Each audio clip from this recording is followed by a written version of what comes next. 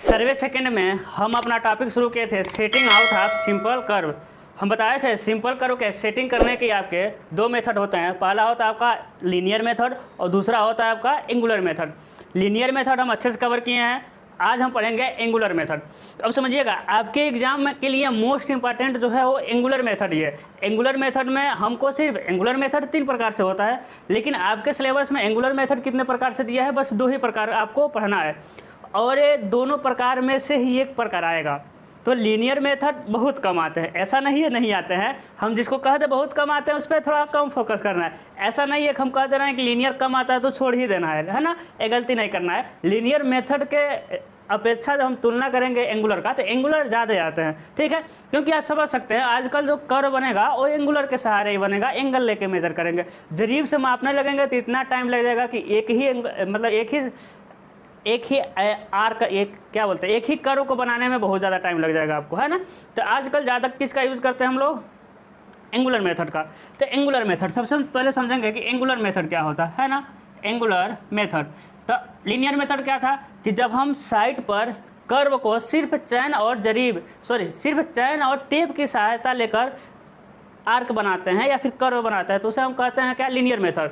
लेकिन क्या होगा जब हम एंगुलर मेथड में जब हम एंगल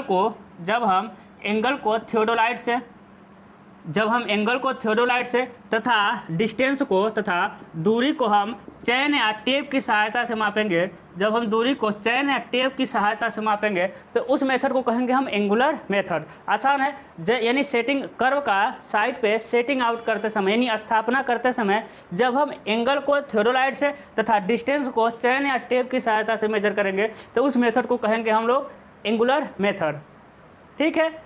अब देखेंगे एंगुलर मेथड कितने प्रकार से होते हैं, है ना।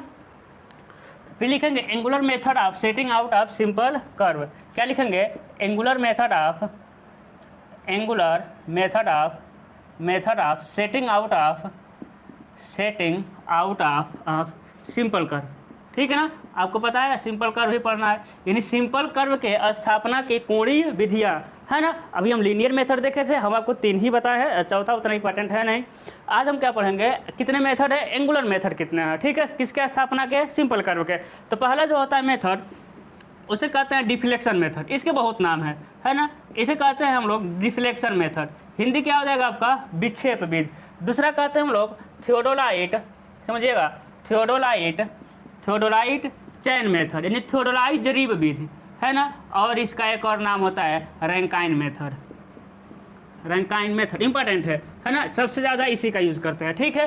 तो इस विधि में क्या होता है, हम एंगल को थियोडोलाइट से तथा चैन को यानी डिस्टेंस को चैन की सहायता से मेजर करते हैं, इसलिए इसका नाम रख दिया गया है थियोडोलाइट चैन मेथड, है ना। ये रैंकाइन मेथड इसे कहते हैं और इसे हम डिफ्लेक्शन मेथड कहते हैं। देखिएगा कैसे हम डिफ्लेक्शन एंगल को निकालेंगे। तो देखिएगा ये जो कर्व है ना, पहला मेथड है। दूसरा मेथड को हम कहते हैं, इसे एक और मेथड से नाम से जानते हैं, वन थियोडोलाइट मेथड। देखिए इसके इतने नाम हैं, वन थियोडोलाइट मेथड, ठीक है। इसके वन थियोडोलाइट मेथड को कहते हैं। और दूसरा क्या हो जाएगा आपका? दूसरा इसके जो मेथड होता है वो होता है आपका टू थियोडोलाइट मेथड, ठीक है। तो one theodolite method, two theodolite method आपको समझ आ गया होगा। वन थियोडोलाइट मेथड में हम कर्व को बनाते समय सिर्फ एक ही थियोडोलाइट का यूज़ करेंगे, ठीक है, सिर्फ एक ही थियोडोलाइट का यूज़ करेंगे। और टू थियोडोलाइट मेथड में हम कितने थियोडोलाइट का यूज़ करेंगे? 2 थियोडोलाइट का यूज़ करेंगे, ठीक है। तो अभी हम क्या पढ़ेंगे? सिर्फ पहला पढ़ेंगे, क्या? डिफ्लेक्शन मेथड कह लीजिए, थियोडोलाइट चैन मेथड कह लीजिए, रैंकाइन मेथड कह लीजिए या वन थियोडोलाइट मेथड कह लीजिए। सबसे पहले ये थोड़ा सा कॉम्प्लिकेटेड लगेगा आपको शुरू में, ठीक है। शुरू में आपको ना थोड़ा सा कॉम्प्लिकेटेड लगेगा, लेकिन अभी लास्ट तक बने रहिएगा। जब हम लास्ट में बताएंगे कैसे कैसे क्या करना है तब आपको क्रिस्टल क्लियर हो जाएगा, ठीक है। तो शुरू में हम बताएंगे ना तो थोड़ा मतलब कि आपके अंदर थोड़ा हड़बड़ाहट, परेशानी, झंझनाहट बहुत कुछ होगा कि क्या मास्टर कर रहा है, ठीक है। लेकिन हम बताएंगे कि साइड पर जाएंगे, क्योंकि हम शुरू में फार्मूला निकालेंगे, ठीक है। फार्मूला निकालने के लिए बहुत सारी चीज़ें करेंगे, हो सकता है आपको ना समझ आए, लेकिन बने रहना, वो लास्ट तक समझ आ जाएगा, ठीक है। ऐसा सिंपल लैंग्वेज में आप पूरा यूट्यूब पे सर्च कर लीजिएगा, हमको नहीं लग रहा है कोई बताएगा, ठीक है। हम जितना सिंपल लैंग्वेज में आपको बताएंगे वो कहीं नहीं मिलने वाला, ठीक है। अब देखिएगा दो थियोडोलाइट मेथड में क्या करते हैं, माना एक क्या है आपका, ये जो पॉइंट बना रहे हैं क्या हो गया? T1 यानी पॉइंट ऑफ कर्व, यहीं से क्या होगा आपका? कर्व शुरू होगा। चलिए भाई कर्व को शुरू कर दिए हम, कर्व को क्या कर दिए, शुरू कर दिए। ठीक है, थोड़ा सा और अच्छे से लाइन खींचते हैं। यहाँ से हमको क्या करना पड़ेगा, कर्व शुरू करना पड़ेगा। ये हो जाएगा आपका कर्व का शुरुआत। ठीक है ना, अरे दादा कर्व बनो अच्छे से। हाँ, कर्व का क्या हो जाएगा आपका, शुरुआत हो जाएगा। अब समझिएगा, ये हो जाएगा T1 पॉइंट ऑफ कर्व, जहाँ से कर्व शुरुआत होता है। ए T2 नहीं है, एक कर्व का ऐसे ही पॉइंट है, बहुत हमको लंबा चौड़ा कर्व बनाना है। ठीक है, इसे हम मान ले रहे हैं ए बिंदु, इसे क्या मान लें, ए बिंदु। ठीक है, इसे हम मान ले रहे हैं कहीं भी मान ले रहे हैं ए है। ठीक है, ये तो पॉइंट ऑफ कर्व है, मतलब कि टेंजेंट लाइन है, तो ज़्यादा दूर तक जाएगा। उसके बाद समझिएगा, यहाँ एक हम क्या बनाते हैं, जीवा बनाते हैं। यहाँ एक क्या बना दिए, जीवा बना दिए। तो जीवा हो गया, मान लीजिए ए हो गया बी। ठीक है, समझिएगा, ये स्पर्श जो रेखा है ये बैकवर्ड टेंजेंट है ना। इसे क्या किस नाम से जानते हैं हम लोग, बैकवर्ड टेंजेंट लाइन, पश्च स्पर्श रेखा, है ना, आसान है। उसके बाद देखिएगा, इसका जो डिफ्लेक्शन एंगल है, यहाँ से जो एंगल है वो कितना है, स्मॉल डेल्टा 1। कितना है, स्मॉल डेल्टा 1। ठीक है, अब देखिएगा, यहाँ से ना यहाँ मिला आपका क्या, पॉइंट ऑफ मिला आपका, यानी केंद्र मिला कि किसका, सर्कल का केंद्र मिला। ठीक है, ओ केंद्र क्या मिल गया आपका, ओ मिल गया। तो एक ज्यामिति का रूल होता है, क्या होता है ज्यामिति का रूल, कि समझिएगा, स्पर्श रेखा से जो जीवा कोण बनाता है ना, मान लेते हैं थीटा कोण बनाया, स्पर्श रेखा से जीवा जो कोण बनाता है, उस जीवा के दोनों पॉइंट को मिलाएंगे ना, तो इसका दोगुना कोण बनेगा। कहाँ, केंद्र पर। बात को समझिएगा, स्पर्श रेखा से यदि कोई जीवा जितना कोण बनाता है ना, तो इन कोण के दोनों पॉइंट को हम किससे मिला दें, सेंटर से मिला दें, तो यहाँ कितना एंगल मिलेगा आपको, उसका दोगुना मिलेगा। ठीक है, ये समझिएगा, ये ज्यामिति का नियम है, मैथ का है, हम बता दिए, समझिएगा। अब क्या करेंगे, हम कहे ना शुरू में थोड़ा समझिए, फार्मूला सिद्ध करने के लिए ये सब कर रहे हैं। हम बताएंगे कि साइड पे आपको करना क्या क्या है। ठीक है, अब ये थीटा कैसे आ गया, डेल्टा 1 कैसे आ गया, फिर ये सब हम बताएंगे, बने रहिएगा। ठीक है ना। माना यहाँ थियोडोलाइट रखे हैं आप, थियोडोलाइट रखे और कितना माप लिया आप, डेल्टा 1। ठीक है, अब देखिए, इसी को ना आगे बढ़ा दीजिए आप, इसी जीवा को आप आगे बढ़ा दीजिए। उसके बाद क्या करिए, यहाँ से एक और जीवा बनाना है, यहाँ से एक और जीवा बनाइए। तो ये बढ़ाई गई जीवा से ये कितना एंगल बनाता है, माना स्मॉल डेल्टा 2 हो जाएगा ना, डेल्टा 2 हो जाएगा। फिर इसी जीवा को और आगे बढ़ा दीजिए और यहाँ से एक और लाइन खींच लीजिए, माना यहाँ से कितना बनाया, डेल्टा 3, है ना, 3। अब ऐसे ही बहुत सारे कर्व हम बनाते हुए निकल जाएंगे। ये पॉइंट ऑफ टेंजेंट नहीं, हमें ऐसा कर्व बनाते हुए निकल जाएंगे। ठीक है, अब जब कर्व देखिए, इन दोनों जीवा को यहाँ से मिलाएंगे तो बताइए, तो इस नियम के अनुसार यहाँ कितना एंगल बनेगा, तो एक जीवा के दोनों, है ना, किनारों को मिलाएंगे तो कितना बनेगा, 2 डेल्टा 1। क्या मिल गया आपका, 2 डेल्टा 1। यहाँ से भी मिला देंगे, यहाँ से मिला देंगे, यहाँ कितना मिल जाएगा आपका, 2 डेल्टा 2, है ना, 2 डेल्टा 2।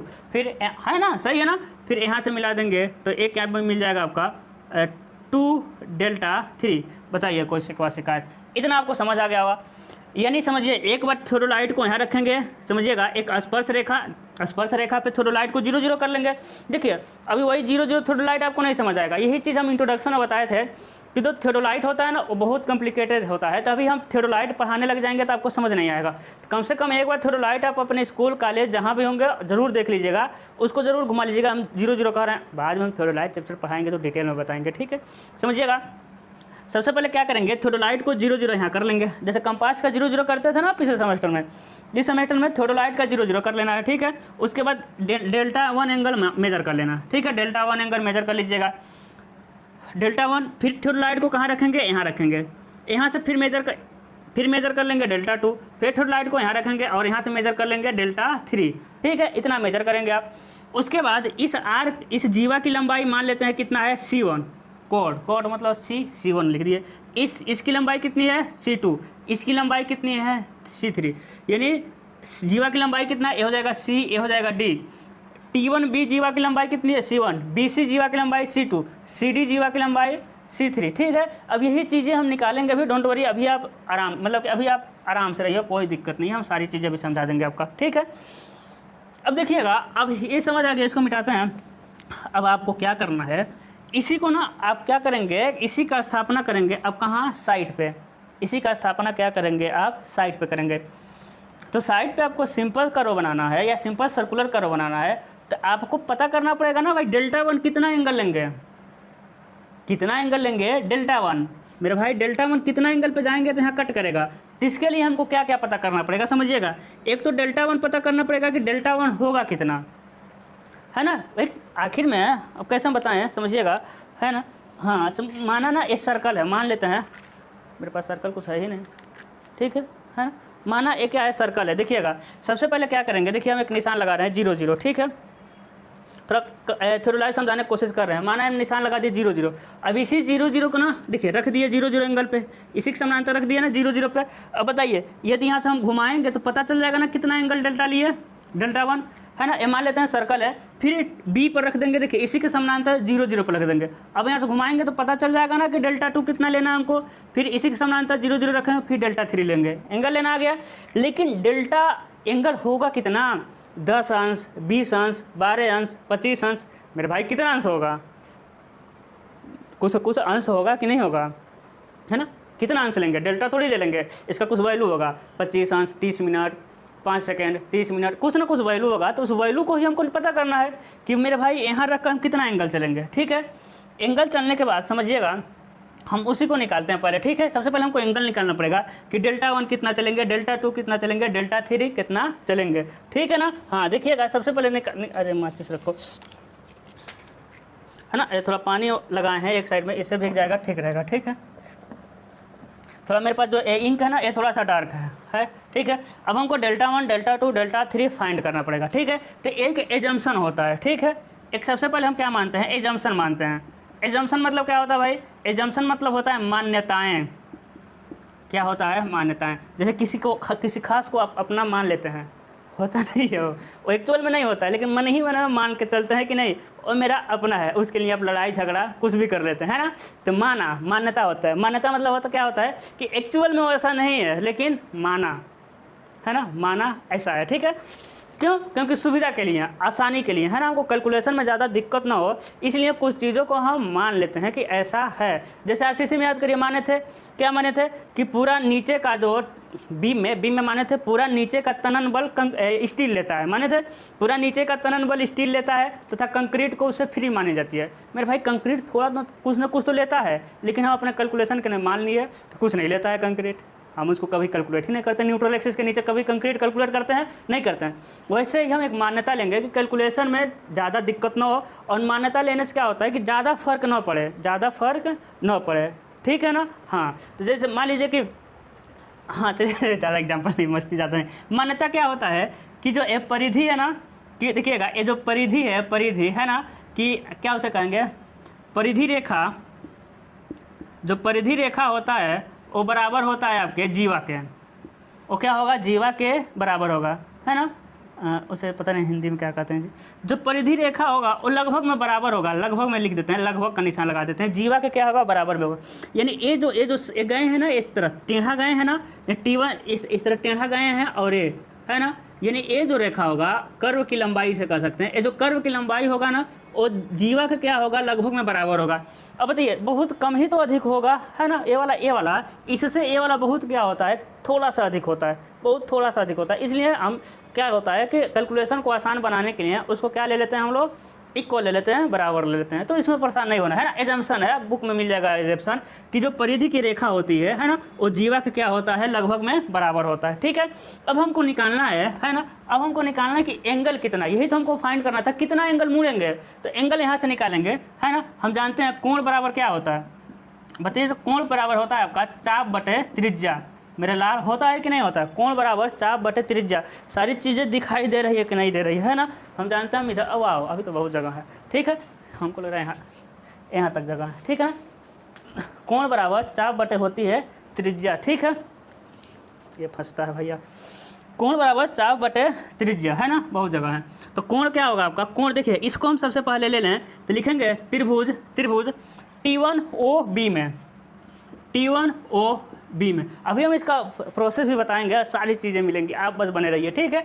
कोण T1OB में है, त्रिभुज T1OB में। तो क्या हो जाएगा, देखिए तो कोण क्या हो जाएगा, 2 डेल्टा 1 इजिकल टू, है ना, कोण हो गया 2 डेल्टा 1 इजिकल टू, यही एंगल है। चाप कितना है, T1B, क्या हो जाएगा आपका T1B अपान में चाप बटे त्रिज्या की जहाँ हो जाएगा T1O। बताइए कोई शिकायत, T1O, ठीक है ना। अब समझिएगा, अब क्या हो जाएगा यहाँ से, हाँ 2 डेल 1 इजकल टू TB कितना, T1B कितना है, C1, कितना हो जाएगा आपका C1 हो जाएगा, ठीक है ना।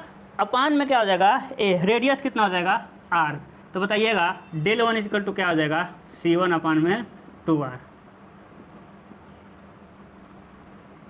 C1 अपान में क्या हो जाएगा 2R, ठीक है।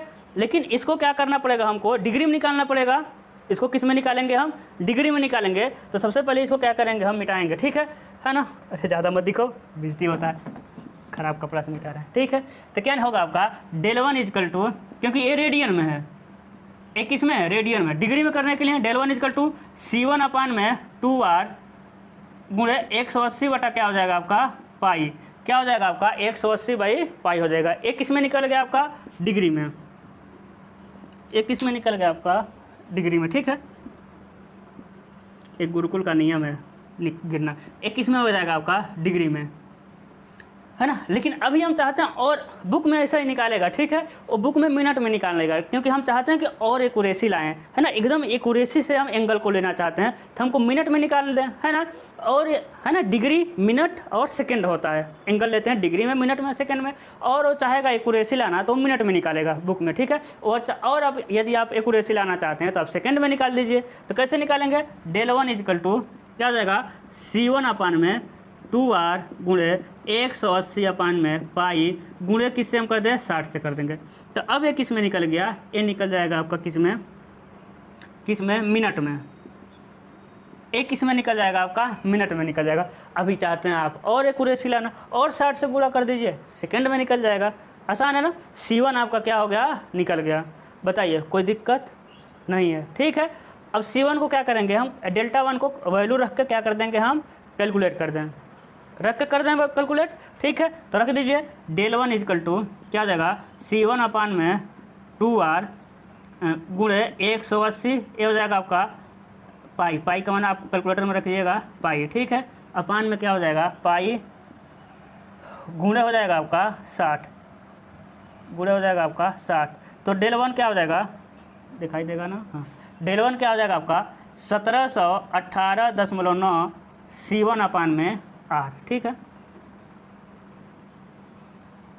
1718 इतना आता है, हमको याद है, आप कैलकुलेटर करके रखिएगा, इसके लगभग में आसपास आएगा, एकदम आपका एक्यूरेट नहीं आएगा, इतना होता है ना। ए फिक्स है वैल्यू, हाँ दिखाई दे रहा है, ए फिक्स वैल्यू है, इसमें कुछ छेड़खानी नहीं कर सकते। ये 1700 कुछ 18 आपका एकदम एक्यूरेट नहीं आएगा, थोड़ा सा इधर उधर आता है, ठीक है ना। तो समझिएगा ए 60 है, समझिएगा डेल्टा वन का मान कितना आ गया 1718.9 C1 अपान में R, इतना एंगल बनाएंगे। अब R तो आपको पता रहेगा ना, रेडियस तो आपको पता ही रहेगा, कोई दिक्कत नहीं है। और C1 रखेंगे। अब समझिएगा, थोड़ा सा और समझिएगा, इधर दिखाई दे रहा है, हम लिख सकते हैं। अब समझिएगा, है ना, 5 मिनट और समझिए, उसके बाद आपको समझ आएगा कर्व बनाना कैसे। उसके बाद हम डेल टू निकालेंगे, डेल टू इसी प्रकार हम क्या निकालेंगे, इसी प्रकार डेल टू क्या हो जाएगा आपका, डेल टू इजकल टू यही रख देंगे 1718.9 C2 अपान में R। कैलकुलेट करेंगे रख के तो ऐसे आएगा C2 हो जाएगा, C1 की जगह क्या हो जाएगा C2 अपान में R। इसी तरह डेल थ्री कितना हो जाएगा 1718.9 C3 अपान में R, क्या हो जाएगा C3 अपान में R, ठीक है। इसी तरह आपका डेलियन हो जाएगा, डेलियन क्या हो जाएगा आपका 1718.9 CN अपान में R, यानी एन नंबर लेना है, ठीक है। डेलियन यानी कि आपका 1 2 3 4 5 जितना मन करे उतना आप जीवा लेंगे, तो क्या हो जाएगा 1718.9 CN, है ना। CN जितना भी लेंगे C2 C3 फिर CN अपान में क्या लिख देना है R लिख देना है। C4 लेंगे तो CN का देंगे C4 हो जाएगा, अपान में R लिख देंगे।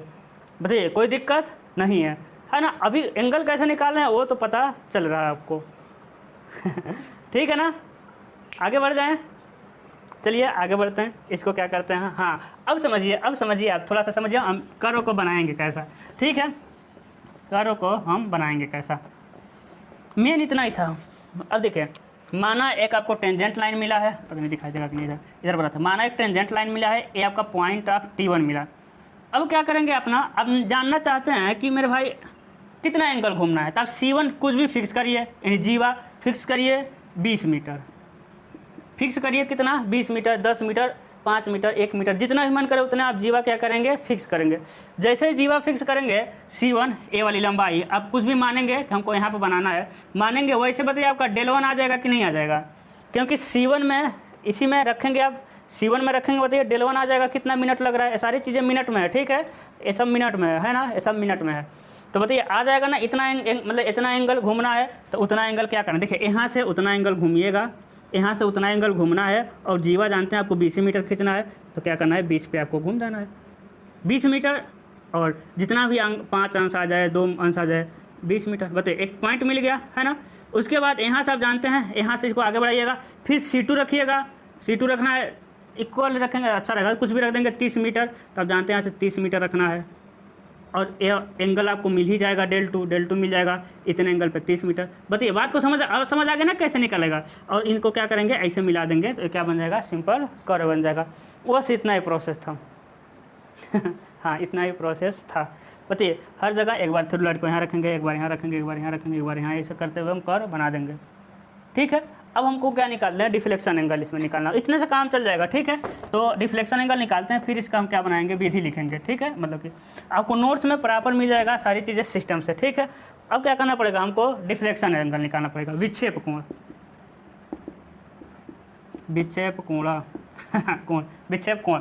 अब समझिएगा विक्षेप कोण क्या होता है, टेंजेंट लाइन से जीवा जितना कोण बनाता है उसे क्या कहते हैं, विक्षेप कोण। टेंजेंट लाइन से, बैकवर्ड टेंजेंट, एक ही टेंजेंट इसमें है, टेंजेंट लाइन से जीवा जितना कोण बनाएगा उसे क्या कहेंगे, डिफ्लेक्शन एंगल, विक्षेप कोण, समझिएगा। इससे टेंजेंट लाइन से जीवा C1 कितना कोण बनाया, इसे कैपिटल डेल कहेंगे, del1। तो ये आप जानते हैं विक्षेप कोण del1 किसके बराबर हो जाएगा, स्मॉल डेल्टा 1 के। देखिए तो स्मॉल डेल्टा 1 के बराबर क्या हो जाएगा आपका, del1 हो जाएगा। बताइए कोई दिक्कत है सर, नहीं दिक्कत है, हमको पता है नहीं दिक्कत, ठीक है ना। उसके बाद del2 निकालना है इसी एंगल से, देखिएगा यहीं से स्पर्श रेखा से C2 का कोण होता है आपका कैपिटल del2, क्या हो जाएगा आपका कैपिटल del2। तो देखिए तो आप अच्छे से लिख दीजिएगा, आपको नोट्स में सारा चीज़ मिलेगा। लिखेंगे त्रिभुज A1 नहीं A T1 A1 T1, और देखिए यहाँ से ना, यहाँ से एक लाइन मिलाएंगे ऐसा, और यहाँ से मिला देंगे, है ना। और सुन यहाँ से ए वाला, यहाँ से इसकी दूरी, ए क्या हो जाएगा आपका del2 हो जाएगा, ठीक है। यहाँ से इसकी दूरी, ठीक है, ए वाला डिफ्लेक्शन एंगल निकालना है del2, ठीक है। तो del2 क्या लिखेंगे, ए T1 और C में, ठीक है। क्या लिखेंगे, del2 इजकल टू, समझिएगा ए वाला हमको बड़ा वाला निकालना है, del2 है ना, बड़ा वाला निकालना है। तो कैसे निकलेगा, देखिए तो del1, देखिए del1 में सबसे, उसके बाद क्या करेंगे, del1 में इसको जोड़ देंगे del2 को, है ना। तो del1 देखिए ए वाला निकल गया आपका del1, अब बाकी कितना बच रहा है, इतना बच रहा है ना, बाकी कितना बच रहा है आपका, इतना ही बच रहा है, ठीक है। अब देखिए ए वाला कितना जा रहा है, ए वाला del2 होगा, है ना, ए वाला del2, तो ए भी प्लस, इसी में प्लस लिख सकते हैं, प्लस क्या लिखेंगे, प्लस देखिएगा प्लस BT1C, देखिए ये तो कन्फर्म है del1 प्लस BT1C, देखिए BT1C, तो क्या निकल जाएगा आपका del2 निकल जाएगा। अब यहाँ से लेके यहाँ तक निकालेंगे हम del3, अब del3 लिख लीजिएगा, ठीक है। तो del तक इसी तरह हम क्या करेंगे, लिखते हुए चले जाएंगे, है ना। तो ये था थोड़ा सा कॉम्प्लिकेटेड, क्या 1 थियोडोलाइट मेथड, 2 थियोडोलाइट मेथड इससे भी ज़्यादा कॉम्प्लिकेटेड नहीं, वो एकदम आसान है, ठीक है, वो एकदम आसान है। तो आई होप आपको समझ आया हो इसका प्रोसेस, ठीक है। अभी हम देख लें सारी चीज़ें दिख रही है, उसके बाद इसका हम मेथड बताते हैं, प्रोसेस, हाँ सारी चीज़ें ठीक है ना। चलिए अब क्या करेंगे कि मेथड लिखेंगे कि हाँ लिखेंगे, कोई भी आ जाएगा, देखिए रैंकाइन ही वो ज़्यादा लिखेगा, ठीक है। वो क्या लिखेगा, वो एक जगह बार फंस रहा है मेरा वायर, ठीक है, और रैंकाइन ही ज़्यादा लिखेंगे। सबसे पहले हम स्पर्श रेखा खींचेंगे, है ना, फिर उसके समानांतर थियोडोलाइट के 0 को स्पर्श रेखा के समानांतर करेंगे। उसके बाद इस फार्मूले से, है ना, इस फार्मूले से C1 का मान अपने मन से मान करके इस फार्मूले के द्वारा एंगल मेजर करेंगे, कितने एंगल आ रहा है मिनट में। फिर उतने एंगल और उतने लंबाई का हम क्या खींचेंगे, एक जीवा खींचेंगे, इस जीवा को T1B कहेंगे। फिर थियोडोलाइट को हम B पर ले जाएंगे, फिर एक जीवा का वैल्यू लेंगे, है ना, माना जीवा का वैल्यू C2 है, और C2 को फार्मूले में रखेंगे और del2 एंगल प्राप्त करेंगे, माना वो वैल्यू वो एंगल del2 है। फिर एक हम लाइन खींचेंगे, फिर तो थियोडोलाइट को C पर लाएंगे और एक जीवा का वैल्यू, माना वो जीवा C3 है, C3 को फार्मूले में रखेंगे और यहाँ से एंगल प्राप्त होगा, उस एंगल को खींचेंगे और एक और जीवा बनाएंगे। इसी तरह n टाइप जितने आपको ज़रूरत रहेगा नंबर ऑफ जीवा लेंगे और नंबर ऑफ एंगल यानी डेल्टा 1 2 3 डेल्टा n प्राप्त कर लेंगे। ठीक है, हम जानते हैं कि ज्यामिति के नियम से दोनों जीवाओं के दोनों सिरों को सेंटर से मिलाते हैं तो स्पर्श रेखा से जो जीवा कोण बना रहा था उसके दोगुना कोण केंद्र पर बनता है। इस नियम का यूज करके हम क्या निकालेंगे, एक फार्मूला प्राप्त करेंगे, है ना। तो उसके बाद हम सबसे पहले उसके बाद डिफ्लेक्शन एंगल निकालेंगे। डेल्टा 1 के बराबर होगा बड़े वाले छोटे का, फिर डेल 2 बराबर होगा, यहाँ से यहाँ क्या हो जाएगा, यहाँ से यहाँ तक बड़ा सा हो जाएगा डेल 3। डिफ्लेक्शन एंगल उतना यूज नहीं है। अब डिफ्लेक्शन एंगल को क्या लिख सकते हैं इसमें, अब कुछ भी लिख सकते हैं। क्या लिख सकते हैं देखिए, तो डेल 3 कुछ भी लिख सकते हैं। देखिए डेल 1 प्लस, देखिए डेल 1 हो गया, गंदा हो गया फिगर, डेल 2 हो गया प्लस डेल 2 ये वाला हो गया आपका डेल 2, ठीक है ना।